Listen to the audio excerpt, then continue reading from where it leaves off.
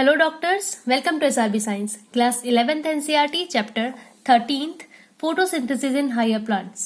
ये एक ऐसा चैप्टर है जिसको पढ़ने में बिल्कुल बच्चों को मौत आती है। ठीक है, बिल्कुल अच्छा नहीं लगता बॉटनी। वैसे तो बॉटनी पूरी अच्छी नहीं लगती होगी, लेकिन फिर भी मॉर्फोलॉजी पढ़ ली जाती है, थोड़ी बहुत प्लांट एनाटॉमी भी हम पढ़ लेते हैं। लेकिन जो प्लांट फिजियोलॉजी है, इसमें photosynthesis, respiration, mineral nutrition, water plant relationship, ये सारे चैप्टर्स पढ़ते टाइम ऐसा लगता है कि भाई हम डॉक्टर बनने वाले हैं, इंसानों के डॉक्टर बन रहे हैं, इनको हमको बॉटनी क्यों पढ़नी है। ठीक है, तो सभी बच्चों को ऐसा लगता है, लेकिन बॉटनी बहुत इंपॉर्टेंट है, आपके सिलेबस में है और आपको पढ़नी है। आपके पास कोई और ऑप्शन है नहीं। मेडिकल कॉलेज के गेट तक पहुंचाने के लिए आपकी गाड़ी की फ्यूल की तरह है। ठीक है, तो पढ़नी है मतलब पढ़नी है। क्यों पढ़नी है, क्या पढ़नी है, वहां से सवाल नहीं करना है। आज इस टॉपिक पे मतलब इस वीडियो में हम लोग ये डिस्कस करेंगे कि फोटोसिंथेसिस में आखिर पढ़ना क्या क्या है।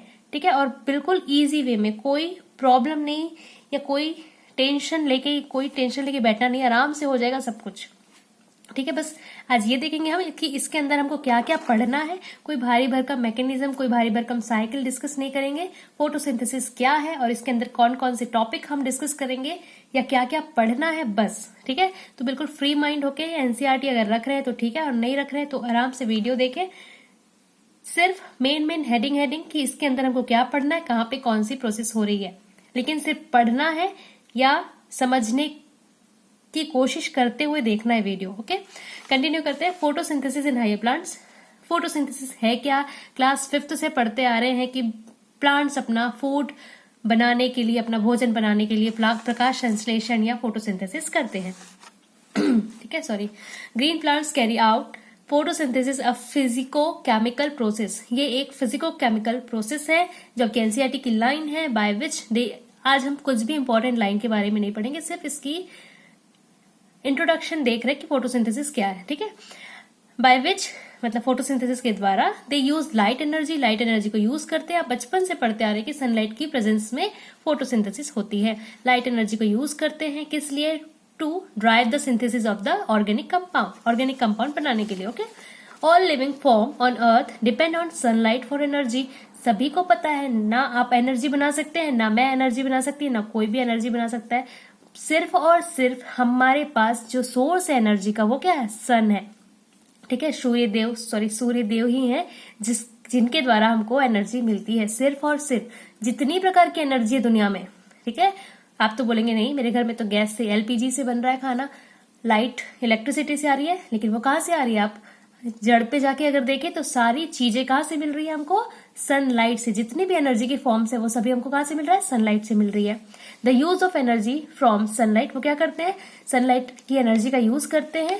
किसके द्वारा किया जाता है, प्लांट्स के। By plants doing photosynthesis is the basis of life on earth. Earth पे लाइफ का बेसिस या आधार क्या है, फोटोसिंथेसिस है। यदि आप वेजिटेरियन है तो भी आप प्लांट्स को यूज कर रहे हैं खाने के लिए, तो वो तुम्हारी एनर्जी का बेसिस है ही। और आप नॉन वेजिटेरियन है तो आप जिसको खाते हैं वो प्लांट्स का यूज कर रहे हैं। तो अल्टीमेटली जो सन है वो ही सोर्स है एनर्जी का, और फोटोसिंथेसिस जो है वो बेसिस है लाइफ का अर्थ पे। ठीक है, प्लांट्स क्या करते हैं, प्लांट्स ट्रैप सोलर एनर्जी को प्लांट्स ट्रैप करते हैं। कैसे करते हैं, क्यों करते हैं, वो हम लोग आगे देखेंगे।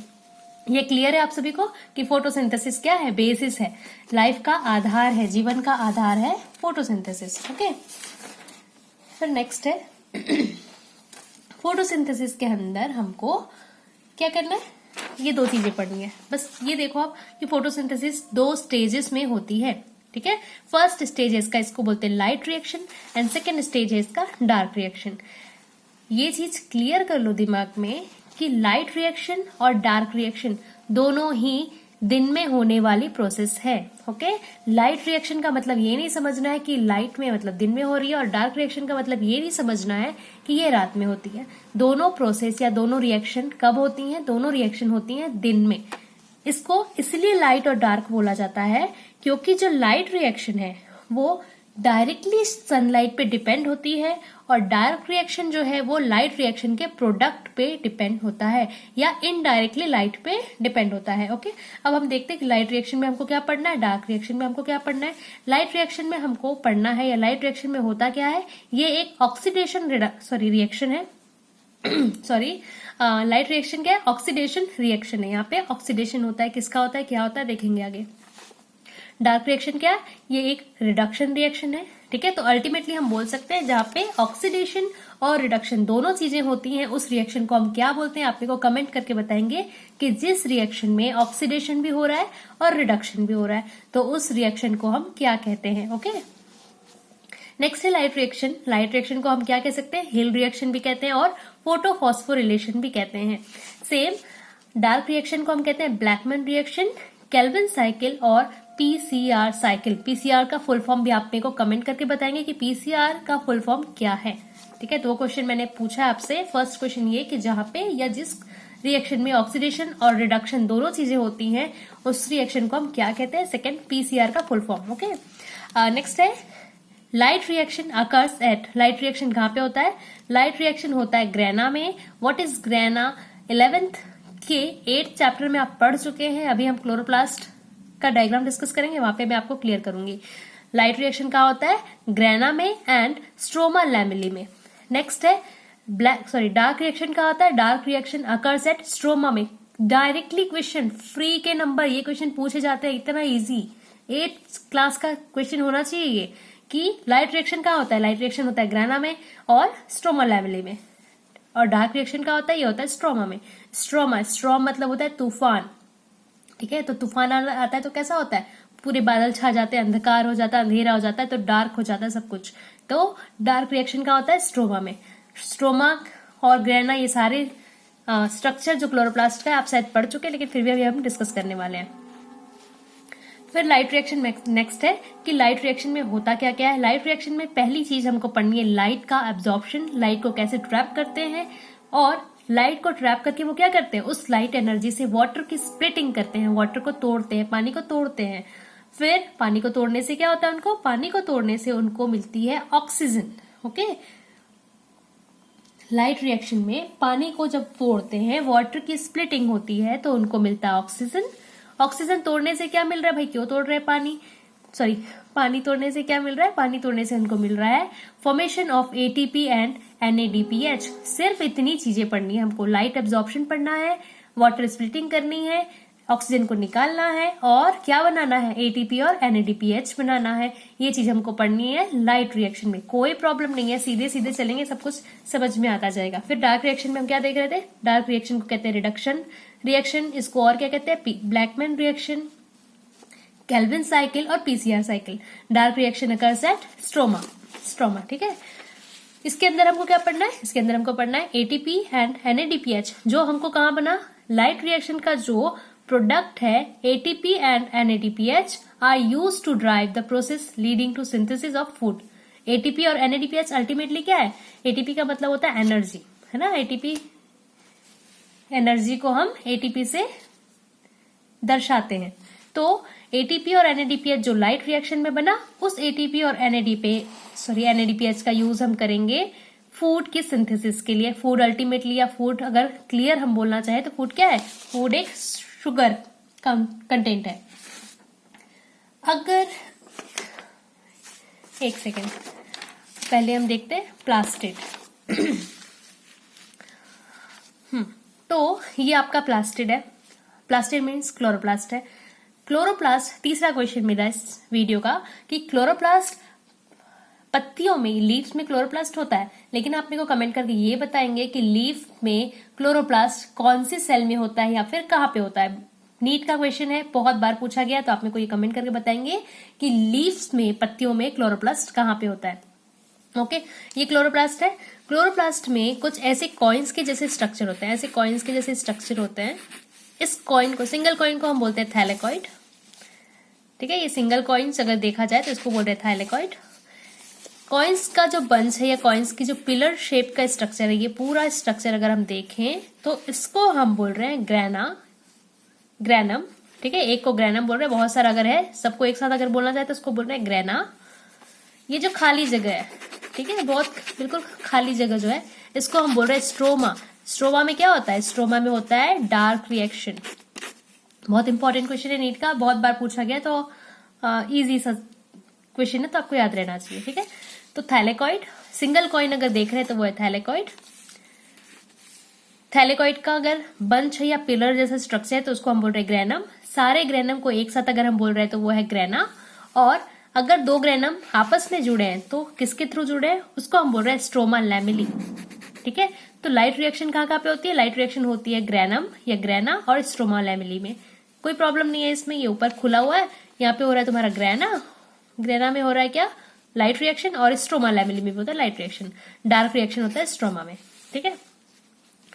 क्लोरोप्लास्ट का अपना एक खुद का डीएनए होता है। सभी को पता है कि क्लोरोप्लास्ट और mitochondria semi autonomous cell organelles है, ठीक है। इनका खुद का डीएनए होता है और इनमें राइबोसोम प्रेजेंट होते हैं। तो आपको फोर्थ क्वेश्चन इस वीडियो का मेरा ये है कि क्लोरोप्लास्ट में कौन सा राइबोसोम प्रेजेंट होता है, ओके।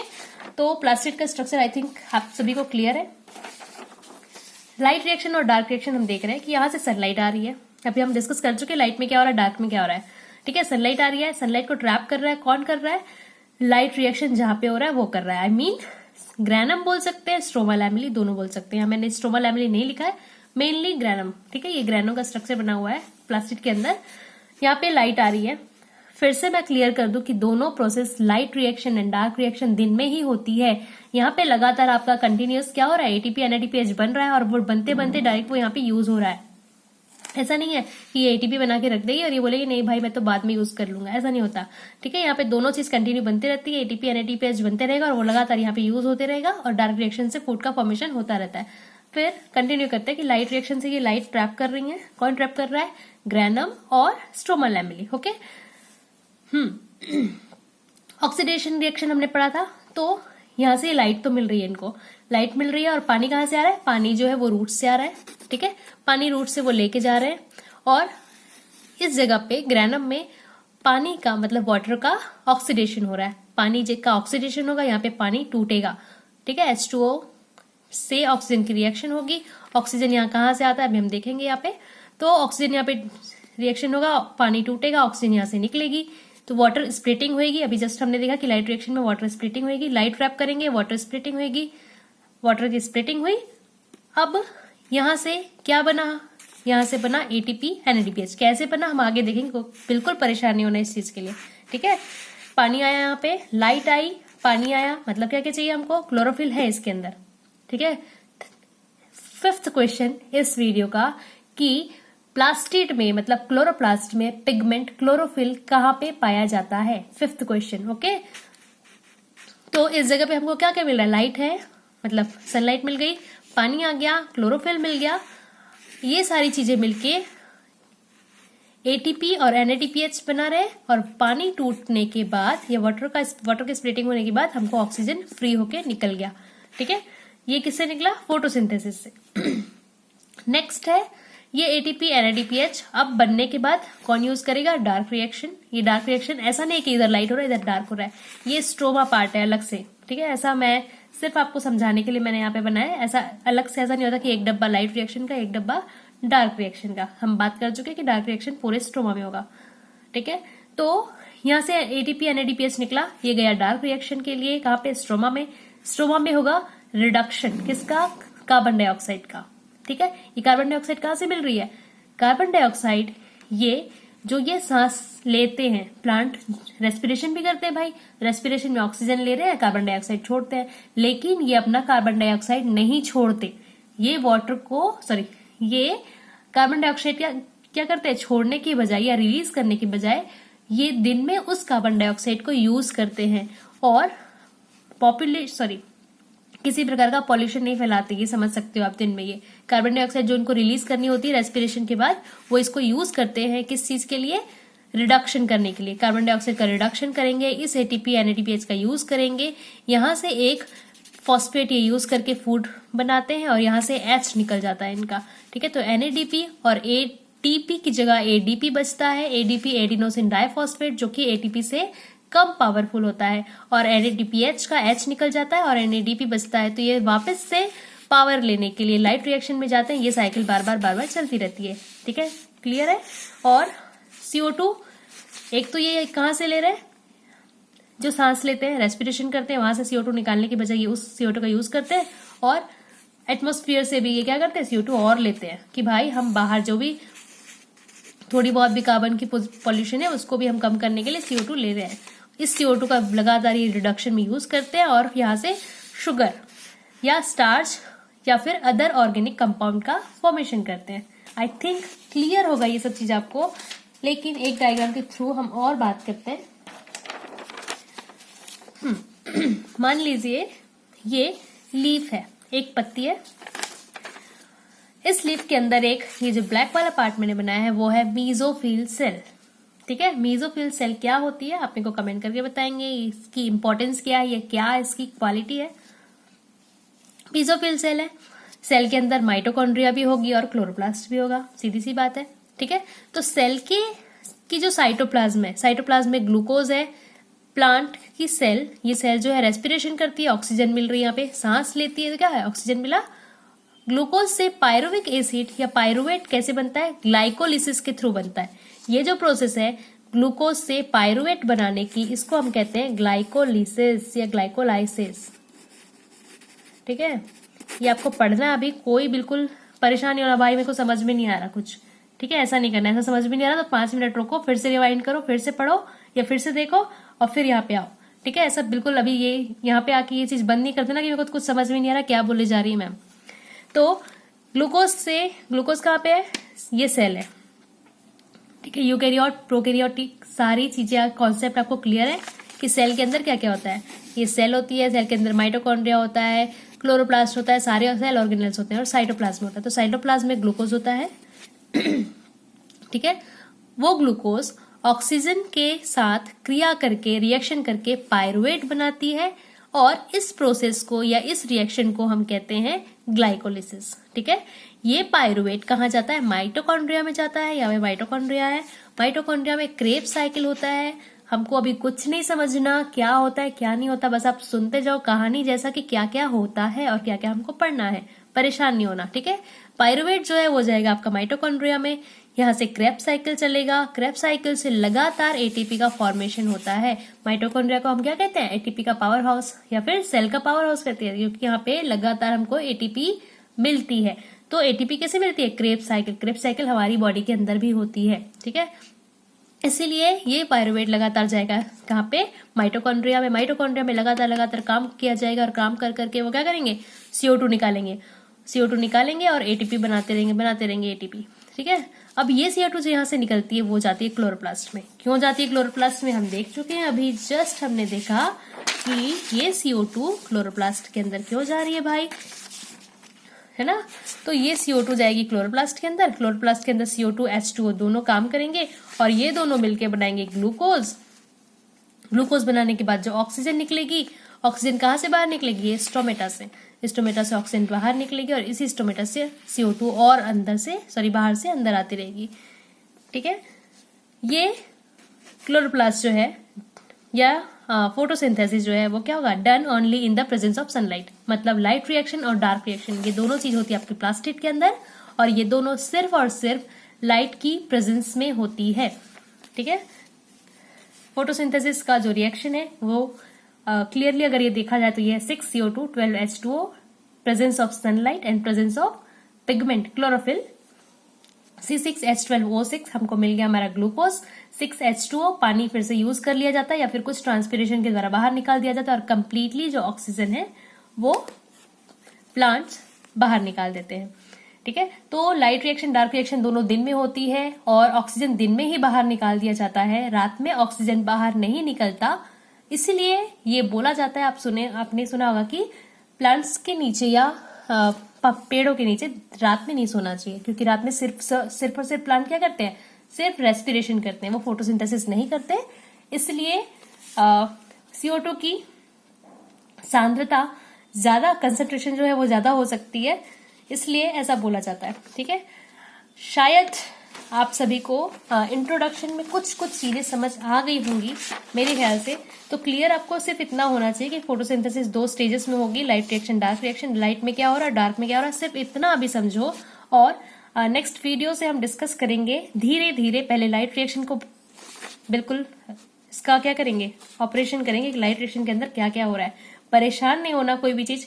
मैं मानती हूँ ये चैप्टर थोड़ा सा नहीं, बहुत बकवास है, बकवास नहीं बोलना चाहिए, लेकिन क्योंकि हम इसको देख नहीं सकते, समझ नहीं सकते, समझ तो सकते, देख नहीं सकते, तो थोड़ा सा लगता है कि हाँ क्या हो रहा है, क्या नहीं हो रहा है, क्यों पढ़ना है ना। लेकिन डॉक्टर बनना है तो थोड़ी इसके लिए डेडिकेशन बोलो या डिवोटी होना पड़ेगा कि आपको बॉटनी भी, जितनी जुअलॉजी अच्छी लगती है उतनी बॉटनी अच्छी लगनी चाहिए। आपको वो अच्छी लगेगी तभी आप भी उसको अच्छे लगेंगे और वो आपके लिए ज्यादा प्रॉब्लम क्रिएट नहीं करेगी। Thanks for watching this video. Next video से हम डिस्कस करेंगे लाइट रिएक्शन फोटोसिंथेसिस के अंदर।